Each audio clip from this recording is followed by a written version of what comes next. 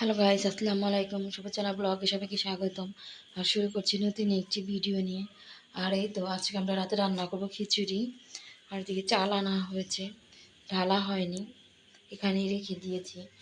আর এদিকে তার খিচুড়ির সাথে খাওয়া হবে, এটা হচ্ছে বিসমিল্লাহ।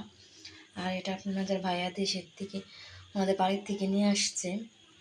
আর এই তো এটা ভুনা করা হবে আর খিচুড়ি রান্না করা হবে। সবাই সাথেই থাকবেন। আর এদিকে আমি পেঁয়াজ সব কিছু কেটে নেব। আর এদিকে আমি 3 ধরনের ডাল নিয়েছি। আর এদিকে সব কিছু আমি এদিকে মাংসের এবং খিচুড়ির সব কাঁচামরিচ, পেঁয়াজ, রসুন সব কিছু গুছিয়ে নিয়েছি।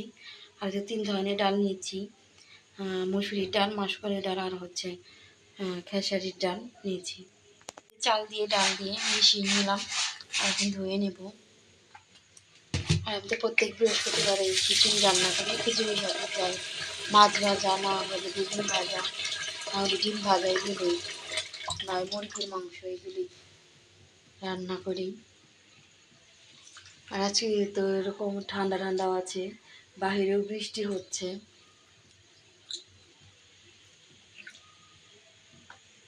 চাল ধুয়ে সব কিছু মশলা দিয়ে দিয়েছি আর এখন মাখিয়ে নেব। মাখিয়ে পানি দিয়েছি, এখন রাইস কুকারে বসিয়ে দেবো।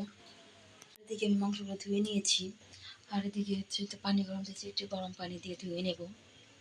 আমি গরম পানি দিয়ে ধুয়ে নিচ্ছি। এদিকে আমি বিসমিল্লাহর জন্য যে পেঁয়াজ, কাঁচামরিচ, তেজপাতা, দারচিনি, তারপরে এলাচ, সাদা এলাচ সব কিছু দিয়ে ভেজে নিচ্ছি। পেঁয়াজটা আমি লাল লাল করবো। আর এদিকে আমি পেঁয়াজটা বাদামি করে তারপরে রসুন আর আদা দিয়ে এখন মশলাটা কষিয়ে নেব। আর মশলাটা দিব এখন। এদিকে সব মশলা দিয়ে এখন মশলাটা কষাচ্ছি আর একটু পানি দিয়েছি ভালো করে কষানোর জন্য। আর ঝাল দিয়েছি প্রচুর। আর এই তো আমি গরম পানি দিয়ে ভিজিয়ে রাখা উঠিয়ে নেব। গরম পানিতে ধুয়ে নিচ্ছি।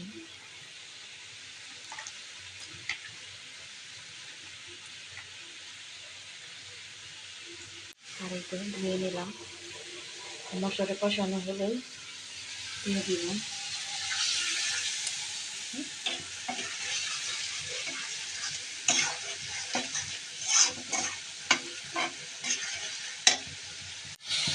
আর মশলাটা কষানো হয়েছে, আর দিয়ে আমি দিয়ে দেবো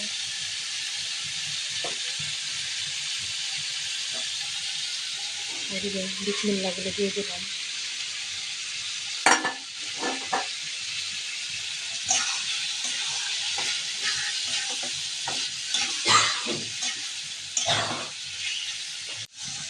আর দিয়ে কষানো হয়ে গেছে, আমি হালকা করে ছেড়ে দেবো, মাখা মাখা করবো।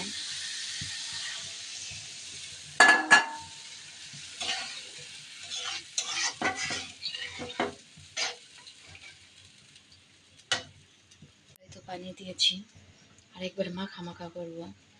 আর এদিকে গরুর বিসমিল্লাহ রান্না শেষ। আর এই তো গুছিয়ে নিচে, আর এই যে মাখা মাখা ঝোল রেখেছি।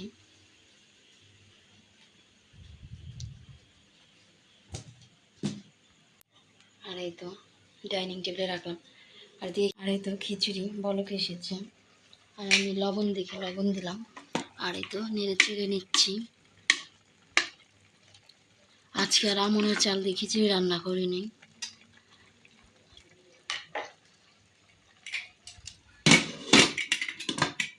আর এদিকে আমি তো খিচুড়ি হয়ে গেছে, আর এখন বেরিয়ে নেব। আর এদিকে সব কিছু নিয়ে এসেছি।